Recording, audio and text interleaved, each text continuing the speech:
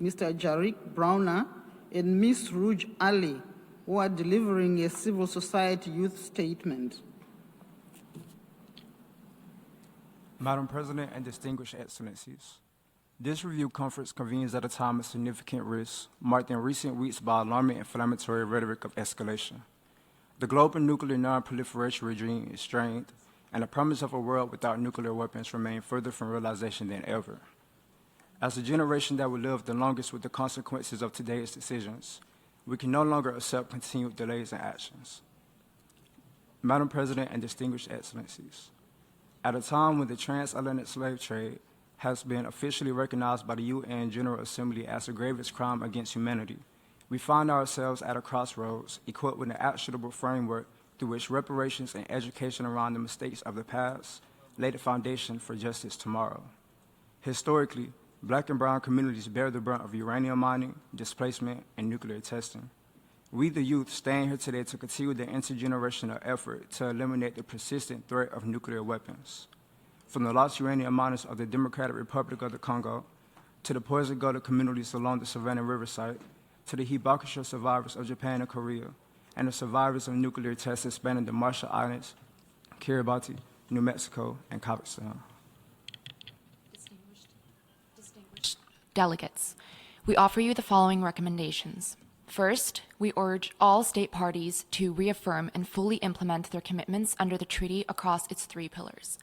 Second, we urge states parties to engage substantively with the framework of the Treaty on the Prohibition of Nuclear Weapons to advance measurable progress on nuclear disarmament. As a complement to the NPT, the TPNW operationalizes Article 6 by providing a concrete pathway from commitment to implementation. Third, we encourage serious consideration of forward-looking approaches to contemporary nuclear proliferation challenges, particularly those that address regional needs and promote cooperative security frameworks such as nuclear weapon-free zones. While 5 zones have been successfully established since the inception of the NPT, progress toward a Middle East nuclear weapon-free zone remains stalled and contested. More than ever, we emphasize the importance of working towards this arrangement, which provides tangible security benefits. Fourth, we urge states parties to support the establishment of the International Trust Fund for Victim Assistance and Environmental Remediation, which is being spearheaded by Kazakhstan and Kiribati. We find it to be the most concrete and logical mechanism yet proposed to address the living humanitarian legacy of nuclear weapon testing. Lastly, we encourage increased and sustained resources to advance nuclear nonproliferation and disarmament education and awareness-raising initiatives, ensuring that the story of who has borne the cost of those nuclear detonations is taught, and that young people in affected communities can access, with informed understanding, the processes where decisions about their lives are made.